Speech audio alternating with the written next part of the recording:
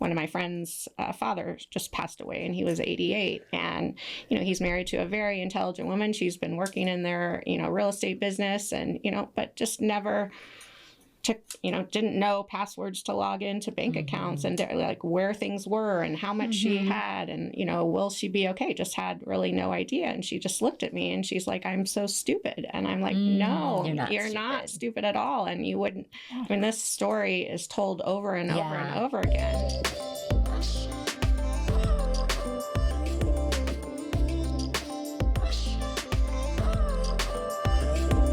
Welcome to Recover Her, the podcast where your healing journey begins. I'm Heather Novak, and I'm here with my co-host, Dr. Tracy Oppenheim, a compassionate psychiatrist. Today, we embark on a path of recovery and self-discovery. We are dedicated to inspiring each and every one of you to overcome your struggles and live your best, most fulfilling life. Your recovery starts now, and we're here with you every step of the way. It's only up from here, 'cause there's no one else that's... Welcome back to Recover Her podcast. I'm Heather Novak, along with Dr. Tracy Oppenheim. Today, we have a fabulous guest in our new studio. Today's guest is somebody who brings both heart and wisdom to a topic many of us wrestle with: money. Yes. Liz Shabaker is the co-CEO and principal of Versant Capital Management, where she's owned not only her own financial expertise, but for the way she helps people uncover the deeper stories behind their financial lives. Liz believes that money is more than just dollars and cents. It's mirrors reflecting our beliefs, fears, values, and even our identities. With decades of experience helping individuals and families navigate wealth with intention, she invites us to think about legacy, abundance, and self-worth in completely new ways. In this episode, we explore the emotional layers of money, how financial transitions reveal hidden truths, and why healing your money story might just be the next step in your personal growth journey. Let's dive in. Welcome, Liz. Thank you so much. You're so glad to be here. Yes, thank you so much for being here. Absolutely. And I feel like you and I have similar jobs. We do. Exactly. Oh, yeah. Yes. You see it all. So we want you to be our guinea pig because we're testing out a new thing on Recover Her, and we're going to play a game of Would You Rather. Okay. Oh, okay. So for you, Liz Shabaker, would you rather inherit $10 million that is locked into a very controlling trust, very rigid rules around what you can and can't do with that money, as well as how you live your life in certain ways? Or would you rather earn $1 million doing something you love with no strings attached? I would rather earn $1 million with no strings attached. Yes. Well, number one, something very important to know about me is I am not a good rule follower. Oh, that's why I love you. So, there's a lot of gray area in finance. We have to be ethical. I don't like to be told what to do. Oh, shit. That's right. This is going to be a good episode. You see why I love this woman? Yes. Oh, my gosh. So say more. What? I was going to say, why? Why do you pick that answer? I No like to be in strings. charge of my own destiny. And I think part of that comes from my own background and growing up and not being able to rely on somebody else and I need to be self-sufficient. $10 million, which in some ways sounds so great, but if it has strings attached and I don't get to live my life the way that I want or to my own values, I just, that doesn't feel safe to me. Okay. And it feels like they could pull the rug out from under me at any time, and I just don't. I wouldn't want that feeling. Yeah, that makes sense. Part of it is also just my own belief of earning. I need to earn it for me to be able to appreciate it and to enjoy it. So. Not that I wouldn't take $10 million, but I would rather not have the strings attached. Right. Yeah. I get that. Makes sense. You grew up in California. I did. Carmel, California. That's a beautiful Yes, place. It is. Yes, very. Lots of money there. Lots of money. Yes. How did that play a role in, you mentioned a little bit about how you grew up earlier. Yeah, I mean, I came from a very well-to-do family, but you know what happens behind closed doors, nobody would even ever know. And so what you had to portray, you know, walking out those front doors was very different than what life was really like. And so I think that's, you know, shaped me into the person that I am today, and has formed more you know, money habits that I have, and, you know, maybe some different fears around it as well, just because, you know, I've been on my own since I was a teenager. And so trying to piece all of that together, pay my own bills, like I just will never put myself in a position where I'm self-sufficient on somebody, or not self-sufficient, dependent on someone else.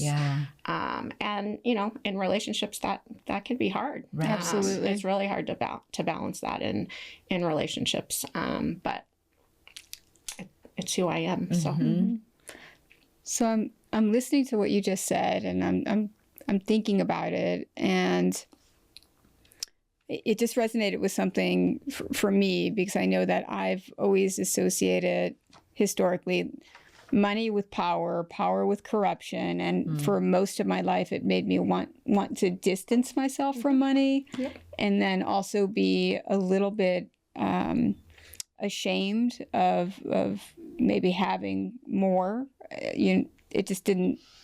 There was something in that just felt very dirty to me, and that cost me dearly. In that it really wasn't. I'm 51, and it really wasn't until the last, I would say, 5+10 years where I changed my tune. I did a lot of work to change the story around that, and I'm thinking about what you just shared. You said you grew up in a very well-to-do family, but that came with certain constraints and, I don't know, dishonesty maybe, or it just wasn't aligned with what was happening versus what was portrayed.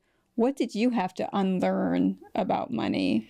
Well, so part of the way that I grew up was money was used to control. Yes. And Which so is when so you talk often. about power, right? And so for me, it was, okay, well, what are these trade-offs? Like if I have to do this in order to stay, you know, in the good graces and receive, like, am I willing to do that? Or am I going to go forge my own path so that I can do, you know, what I want to be doing and live to my values? And, I was one of, you know, I was the oldest grandchild. So there's 7 of us, and I was the oldest by almost 10 years.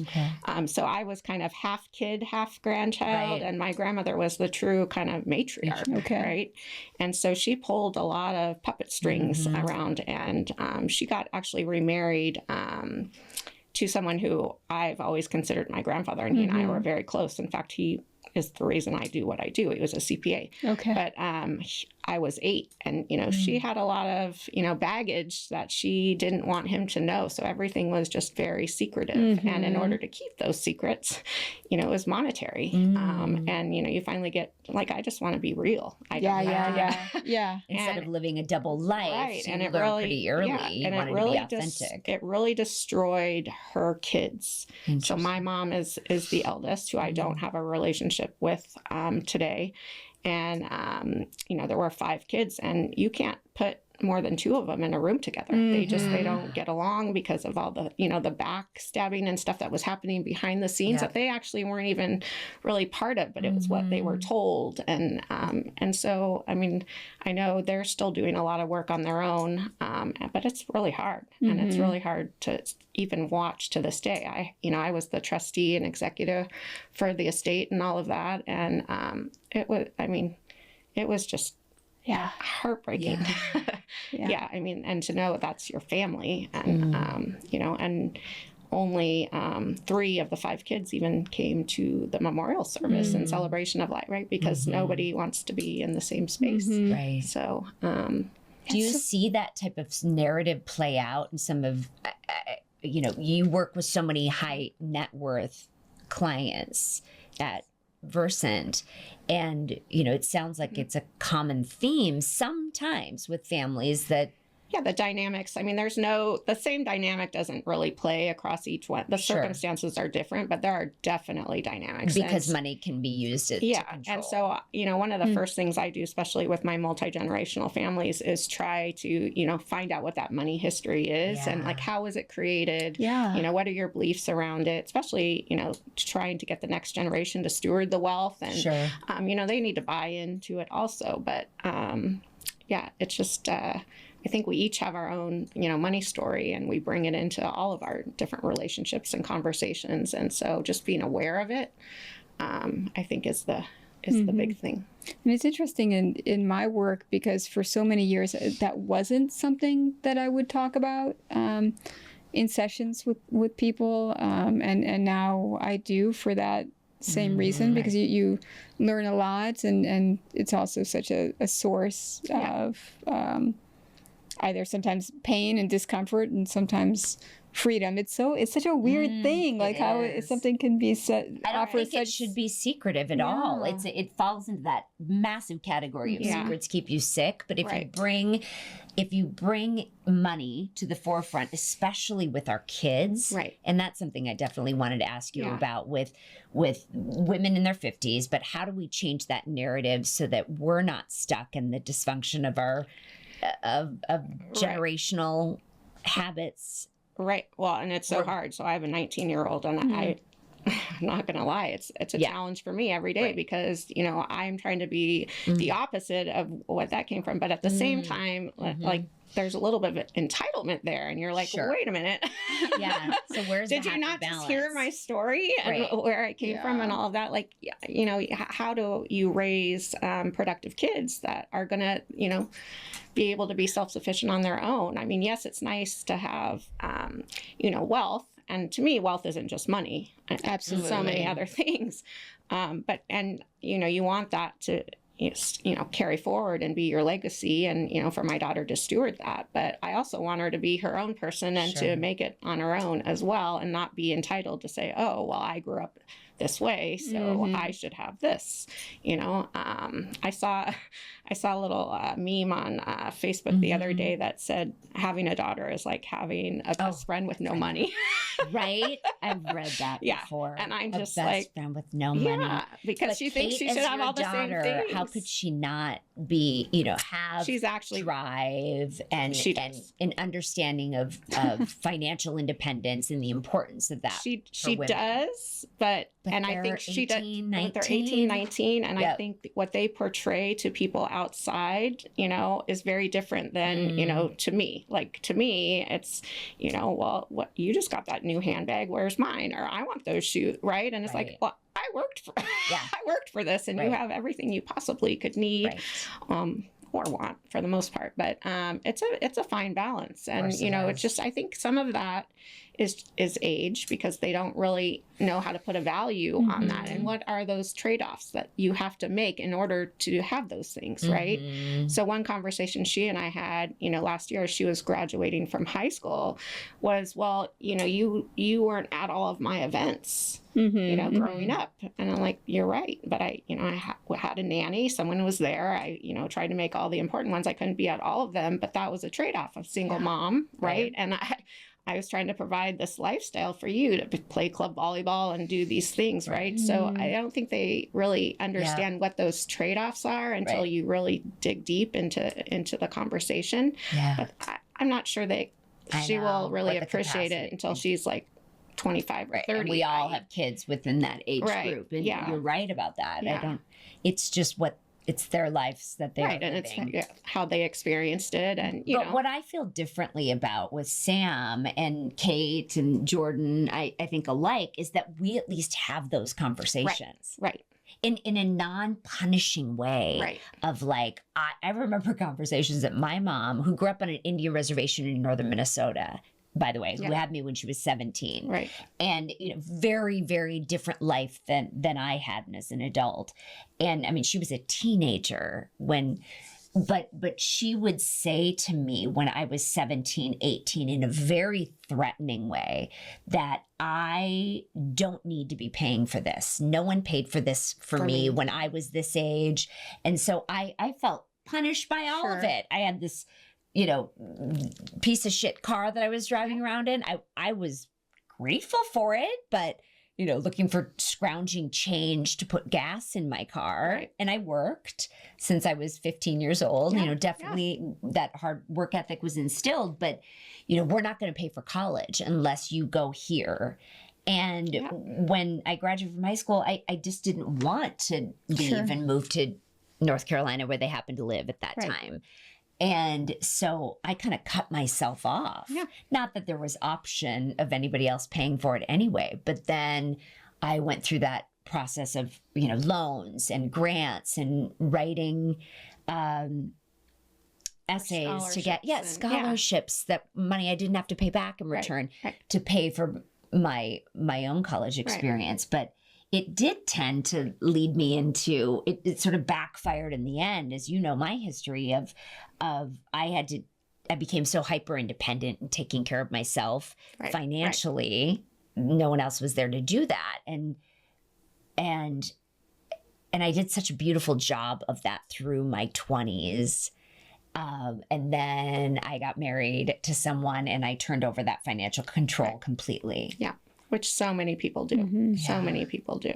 I was telling you a story earlier today about one of my friend's father just passed away, and he was 88. And, he's married to a very intelligent woman. She's been working in their, real estate business and, but just never didn't know passwords to log into bank accounts and like where things were and how much she had and, will she be okay? Just had really no idea. And she just looked at me and she's like, I'm so stupid. And I'm like, no, you're not stupid at all. And you wouldn't, this story is told over and over and over again. And especially that generation, right? Everybody plays their roles. And so to the point, I can help empower women around finance and really understand, what it is and how do I know that I have enough.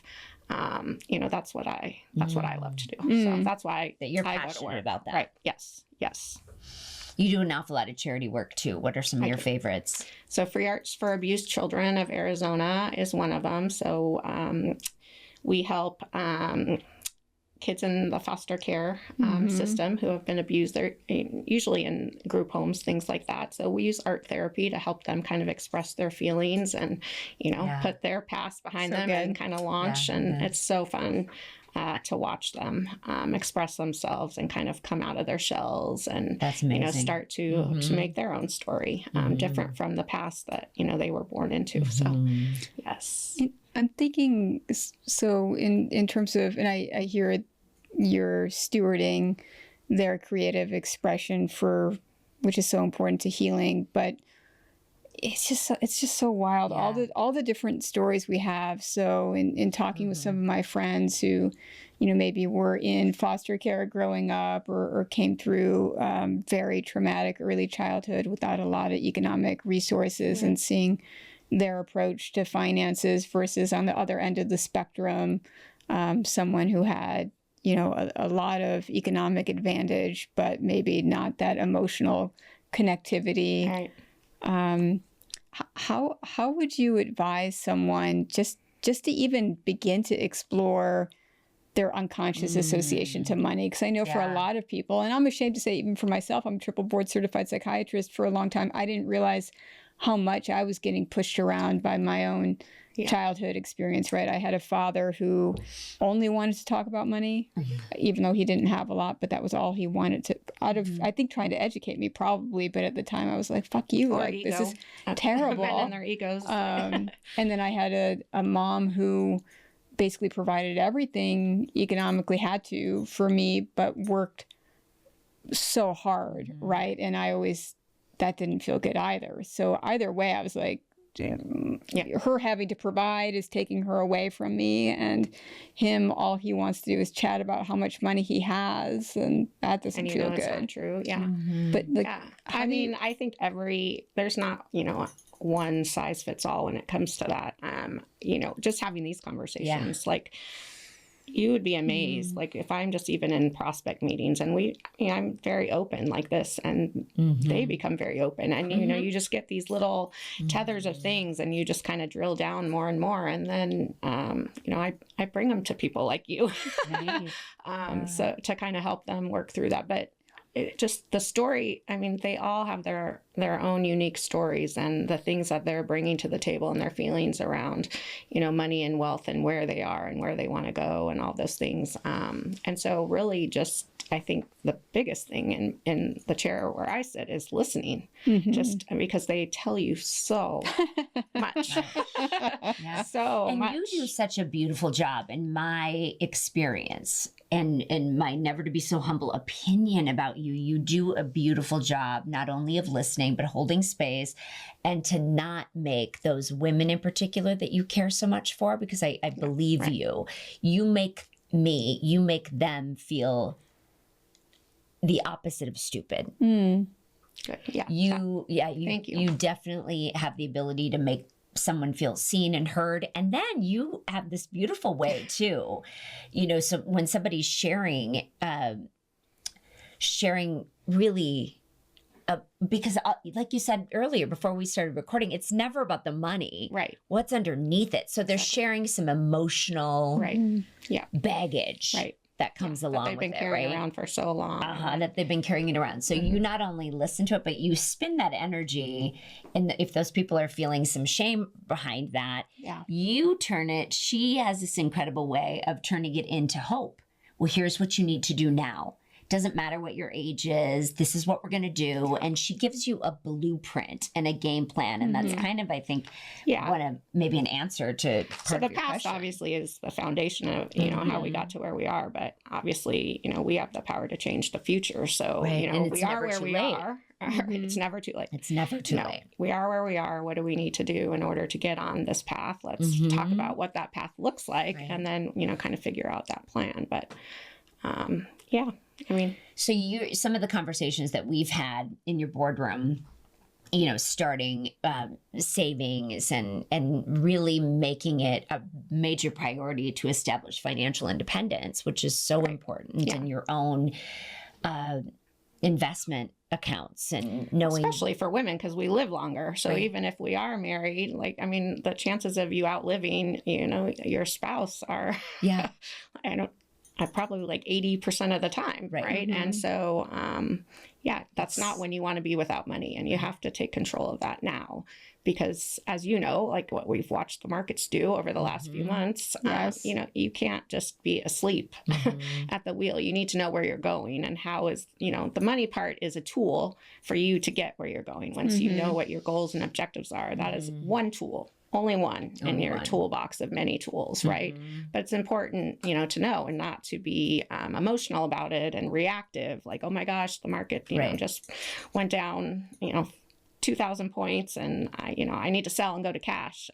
So that's a lot of my job. I bet. It's about, making sure, we're staying the course. We have a plan for a reason, right? It's sound, all these things are going to happen in the short term. There's going to be a lot of noise, but, we're fundamentally, we are going to be fine. Is that how you're moving through the current transition with everything going on in the administration? So much unknown. If everybody's checking their 401ks, how do you deal with you that just watch fear? the market. Sometimes good news comes out and then the market just plummets and you're like, what just happened? Right. It's not predicated on any. Not at all. So if you're really, and you're not chasing, returns or, chasing the NVIDIAs of the world, things like that, and you really are making it goals based, like what do I need to do in order to achieve these things?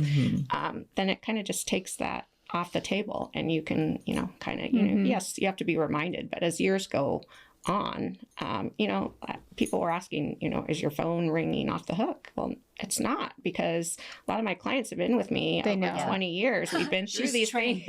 We've been through these things. We've had these conversations stay the course. Now, I will tell you that sometimes it's really hard for me. Keeping you up at night. I'm sure, exactly.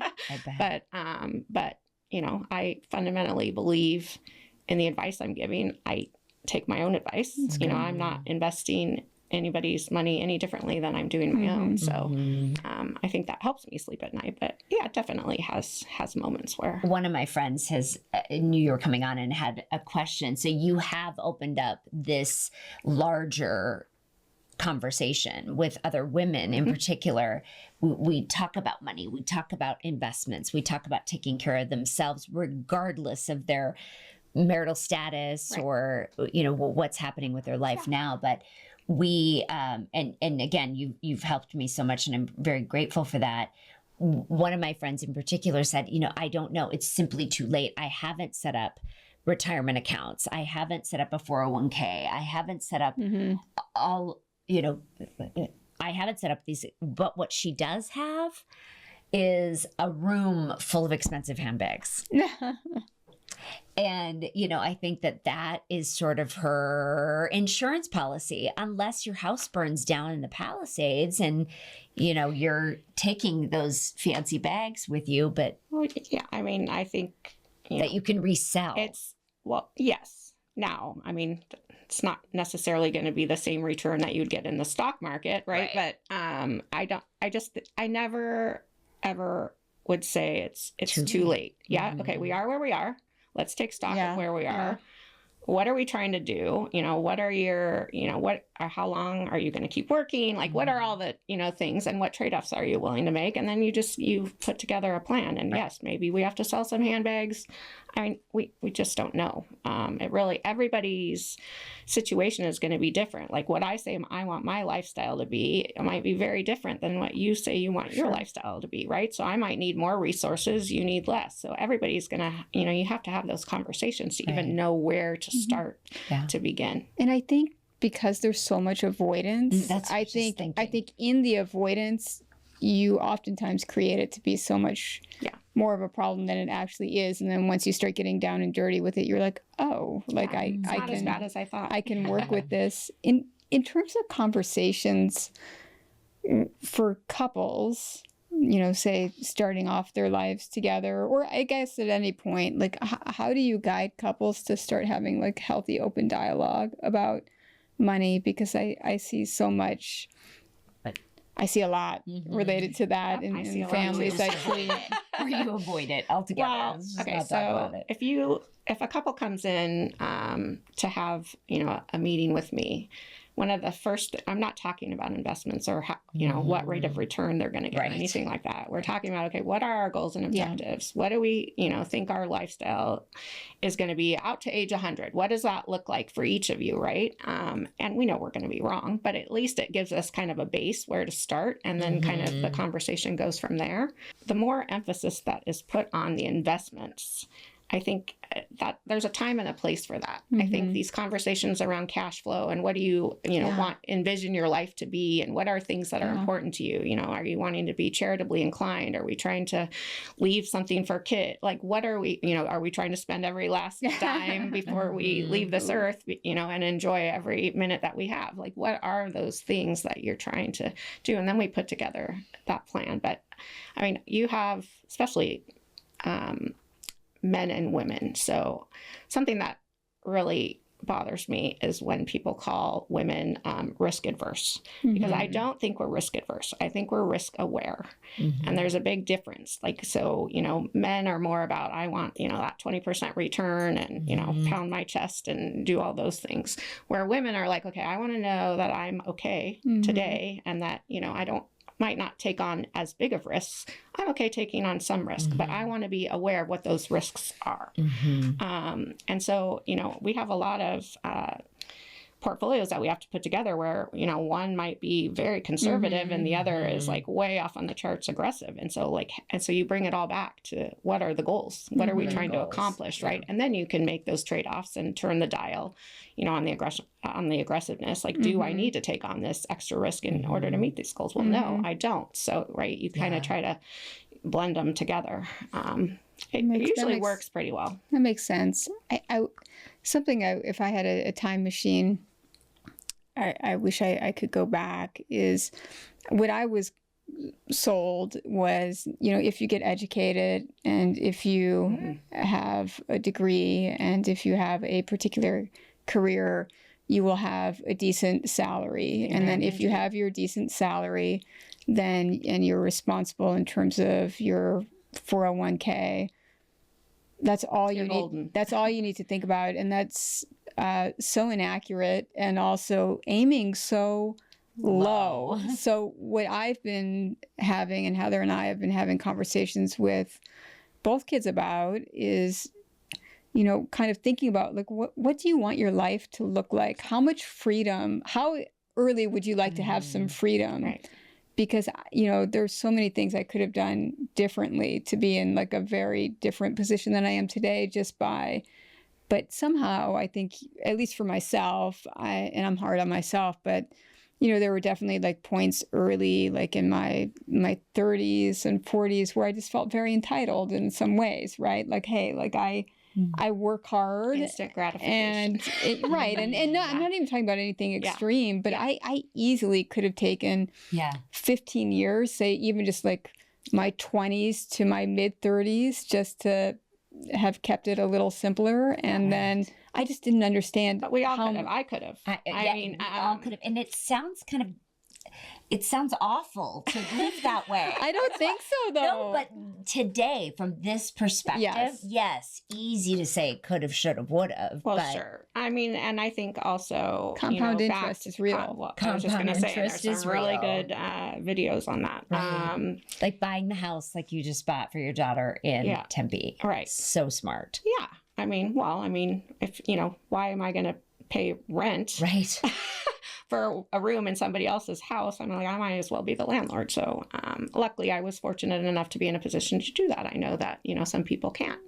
But yeah, I think it's a good investment. It's teaching her. Right. You know, she also got a little bit of money from her dad when she turned 18. Mm-hmm. And so she put a little money in, skin in the game. And I went through the mortgage process. Like she got to learn all that kind of stuff. So yeah, that stuff is invaluable. But you know, I think we all, looking back, could say, we could have done so many different things. But there's also something to be said about experiences, right? And so a lot of times with my daughter, what I try to do instead of buying, you know, big gifts, is like just over spring break, we went to Paris. It's like, I'd rather share some experiences with you. Now, was this the best time? You know, I just bought a house, you're in college, like I'm balancing, just, you know, expanded my firm. Like, this is probably not when I want to be doing this, but when am I ever going to have the time to do that? So you kind of just have to weigh. And you took her to Italy anyway. Yeah, you know, so exactly. You are being just hard on yourself because you have lived this beautiful life full of abundance. And it has been so much in experiences, of course, and you've also invested along the way. But the bottom line, it makes me think of that it's never too late to start, regardless of what the age happens to And fall. I think it's important, you know, especially, I mean, interest rates have been so low for, you know, so I mean, a lot of people that I feel sorry for are the retirees right now, right? You used to be able to just put your money in some bonds and you would be set for life. Well, now they're forced to go into, you know, the stock markets and everything just for the dividend yield alone. And we all know how volatile that has been, right? Every day. Exactly. Right. And so, I mean, it's just been a very different environment for the last 30 plus years as well. And then looking forward, you know, the U.S. markets have been so high for over a decade. And so like that can't just keep continuing. We can't have all these double digit returns forever. Like, I mean, everything is cyclical. Correct. And so just, talking about things like that and, you know, preparing that, okay, we might not see those returns going forward. So what does that mean I need to do for my own personal situation? And then, you know, life just happens. Right. We have no control over a lot of the things that happen to us, and you just have to course correct along the way. So you make your best decisions at the time, given the knowledge that you have, then we make course corrections as we need. Yeah, and I'm not quite sure like how to articulate this, but I just would like listeners to understand that everything, I think we just buy into these stories that aren't even real about what we can create, what's accessible to us, what we deserve, what we should have. What does it mean if I have something and someone else doesn't have something? And I think that there's a lot of, I'm not trying to just spiritually bypass here, but I think there's a lot accessible to all of us. We're just stuck in these stories or being limited by our history or and that's what we create our own limitations. That's in so it. many ways. That's it. And I so just, many ways. that's why I love money now, and it's Yeah. crazy that I never thought I would say that I because love it's money now. no, because it's so good. it's so tied to everything else. How I feel about myself, how I respect myself, how I take care of myself. Freedom, It's the same. like all those same. things. Yeah. We're Yeah. But very I mean, aligned. I think we've also seen a lot, when you're talking about corruption and different, I mean, we've just seen a lot of the bad things that money can do also, right? But that has such a negative connotation. right, but it can also do so much Such good. good. So, it's really about how you change that narrative. perspective in your head. Yeah. And privilege bothers me, you know, and I've had to shift around that too, and How that, so? and that What do you was for mean? that. There's just a lot of disparity, and I think And with the lack of generosity. well, I think with disparity, I think there's less of a middle class. We know there's Right. so much extremism, and that's so tied to trauma and addiction, and so like for me, I've had to work hard to separate that out, to understand that if you're a solid human and you have resources, you're going to we need you to have those resources. So Well, that not to feel guilty about it. So many people feel guilty about it. Like, I'm in this situation, but this other person is struggling, right? It might be in our own circle. Yeah. It's a constant battle. I also wonder, like, because now all I want to do with Jordan is chat with her about economics and money, and I know that I don't want that to be off-putting, and I'm like Or very stress her out. and I'm very obsessive about it. I'm like, if we can max out your Roth every year, I'm showing her like compound interest to try to get her excited about that. But like you said, there's some limitations in terms of instant gratification, and when you're 20, what's meaningful for you. Right. There's a balance to it. Yeah. But I mean, even if they start small in their early 20s, And like you said, having some skin in the skin in the game. I mean, they're going to be a lot further ahead than we were. Right.